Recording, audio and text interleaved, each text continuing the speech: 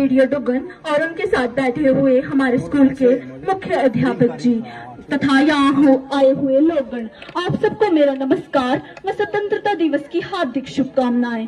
मैं प्रभा कक्षा 10वीं की छात्रा आप सबके समक्ष आज के इस शुभ अवसर पर अपने कुछ विचार साझा करना चाहती हूँ।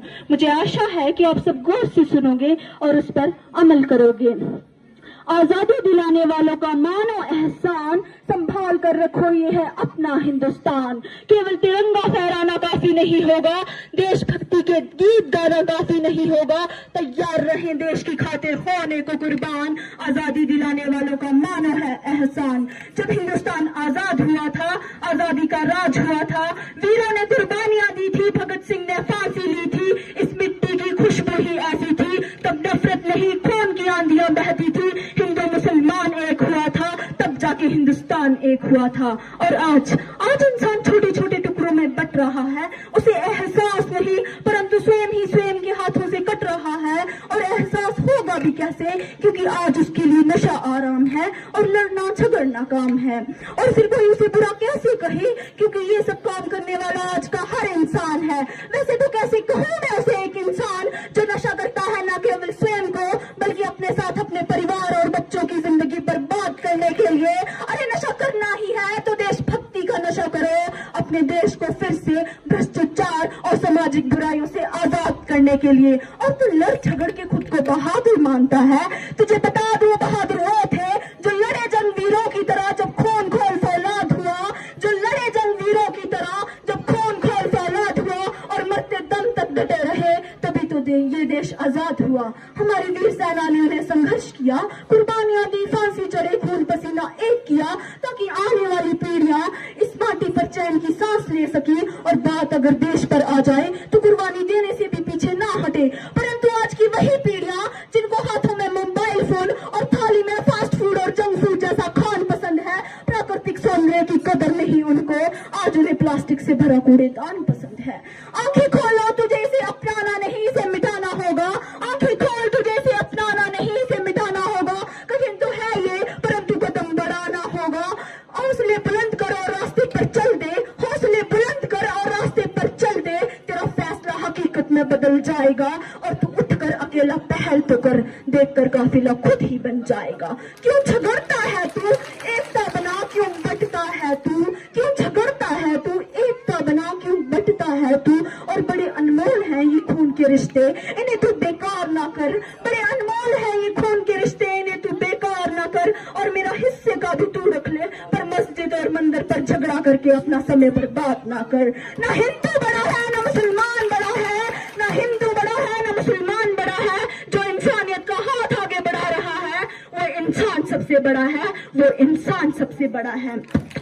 हमारे महान फ्रीडम फाइटर्स जिनकी वजह से आज हम खुली हवा में सांस तो ले रहे हैं, लेकिन कई सारे मामलों में हम अब भी आजाद होकर के आजाद नहीं हैं। जब तक हमारे अंदर नफरत, एक दूसरे की बुराई करने की भावनाएं खत्म नहीं हो जाती, तब तक ये कहना गलत होगा कि हम पूरी तरह से आजाद हैं। हमारे पुरखों ने आजादी के बाद भी एक संविधान रखा था जिसमें स्वतंत्रता, समानता और न्याय की बातें की थी, जिस पर आज हमें फिर से विचार करने की जरूरत है। हमारी स्वतंत्रता के मायने तभी पूरे होंगे जब एक बच्चा भूख से तड़पता पेट भरने के लिए नहीं बल्कि पढ़ने के लिए स्कूल जाएगा। जब एक बच्चा हाथ में तिरंगा लेकर सड़क पर बेचने के लिए नहीं बल्कि देश का नाम कमाने जाएगा। जब हमारी बेटियां यहाँ पर बिना किसी डर के जिएंगी, माँ बाप को हर आंगन में जगह मिलेगी, गरीबों को काम और मजदूरों को दाम मिलेगा, राह चलता व्यक्ति स्वच्छता में अपना हाथ बटाएगा, खाने को भरपूर अनाज मिलेगा। इन सब के लिए हमें बड़ी बड़ी बातें नहीं बल्कि छोटी छोटी कोशिशें करनी होंगी। इन सब के लिए हमें बड़ी बड़ी बातें नहीं बल्कि छोटी छोटी कोशिशें करनी होंगी। अगर सूरज की तरह चमकना है तो सूरज की तरह रोज उगना होगा और लगातार चलना होगा। अगर सूरज की तरह चमकना है तो सूरज की तरह रोज उगना होगा और लगातार चलना होगा।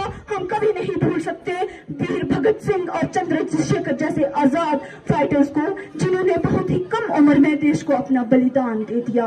रानी लक्ष्मीबाई, सरोजिनी नायडू, जिनको अंग्रेजों के खिलाफ बगावत करने के लिए याद किया जाता है। आज भी जब रानी लक्ष्मीबाई को याद करते हैं तो मुंह से एक ही नारा निकलता है, खूब लड़ी मर्दानी होकर वो तो झांसी वाली रानी थी। उन्होंने कभी नहीं सोचा कि वो एक माँ है और एक